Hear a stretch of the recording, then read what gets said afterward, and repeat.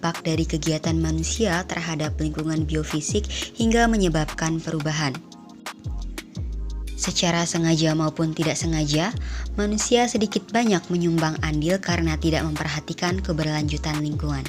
Hal ini menuntut pengembangan dari berbagai perangkat kebijakan dan program serta kegiatan yang didukung oleh sistem pendukung pengelolaan lingkungan. Mulai dari kemantapan kelembagaan hingga sumber daya manusia dan kemitraan lingkungan. Lembaga swadaya masyarakat atau disebut juga sebagai Non-Governmental Organization atau NGO lingkungan adalah organisasi non-profit yang didirikan oleh perorangan atau kelompok yang secara sukarela memberikan pelayanan kepada masyarakat dengan tujuan untuk peningkatan kualitas lingkungan hidup. WALHI ini kan salah satu NGO yang bergerak di bidang lingkungan. Itu ada istilahnya itu wilayah kelola rakyat. Wilayah kelola rakyat ini itu dari hutan sampai dengan pesisir. Soal-soal beberapa pelanggaran lingkungan dan pelanggaran hak asasi manusia. Ya kita ini ada namanya WALHI nasional.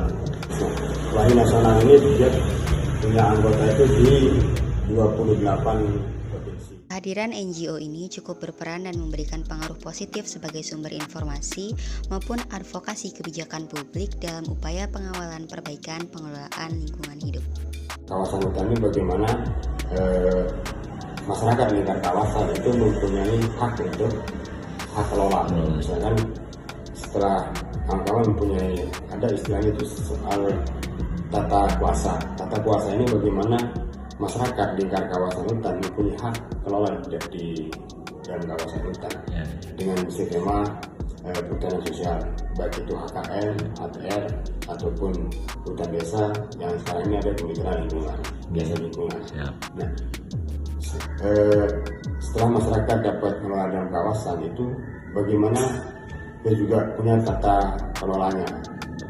Setelah kita sudah dapat tata kuasanya, tata kelolanya ini kan bagaimana mengatur di dalam kawasan hutan itu sehingga menjadi sumber ekonomi di masyarakat di kawasan hutan. Bagaimana masyarakat juga memahami soal perannya dia, bagaimana juga melihat soal pembangunan yang tidak melanggar hak-haknya mereka juga. Bagaimana juga penyadaran sebenarnya, bagaimana masyarakat itu memahami soal hak-haknya mereka, dan bagaimana juga masyarakat itu memahami soal ketika pas ada pembangunan dia tidak merusak lingkungan, tapi justru bagaimana pembangunan juga melihat soal ekologi yang ada di sekitarnya itu. Kehadiran NGO ini juga erat kaitannya dalam mendukung partisipasi masyarakat agar perannya dalam pengelolaan lingkungan hidup semakin kuat. Sekarang ini kan lingkungan, kalau bicara soal lingkungan, ini kan bicara soal marwahnya itu kan semua aktivitas yang ada di dalamnya, baik itu soal tanahnya, soal anggarannya, soal masyarakatnya, soal buruhnya, misalkan. Belum lagi soal sumber daya alam yang ada di dalamnya, di kawasan hutan ya, bisa juga di sana kan. Kalau hambatannya seperti itu aja. Di masyarakat gitu, caranya di masyarakat agak lamban misalkan. Karena kan namanya LSM ini kan pendampingannya tidak intens. Karena ini berapa orang di sini ya? Di WALHI ini kan cuma 9 orang. Malah gitu. Wah, harapannya WALHI. Ya. Kalau kita sih bagaimana ke depan ini juga ada masalah pemerintah ini juga dalam hal-hal pembangunan, dalam hal-hal soal programnya dia juga tidak tetap melihat soal ekologi yang di sekitarnya, soal manfaat di masyarakat. Beberapa penelitian terdahulu menunjukkan bahwa NGO lingkungan hidup di Indonesia bisa berperan sebagai organisasi sosial yang bertujuan untuk mempercepat terciptanya hubungan antar stakeholder yang dilakukan dengan cara pemberian pengaruh terhadap kebijakan yang dibuat, hukum, pasar dan sektor wisata, serta memasyarakatkan ide-ide baru untuk menciptakan penguatan tata kelola sumber daya alam yang baik.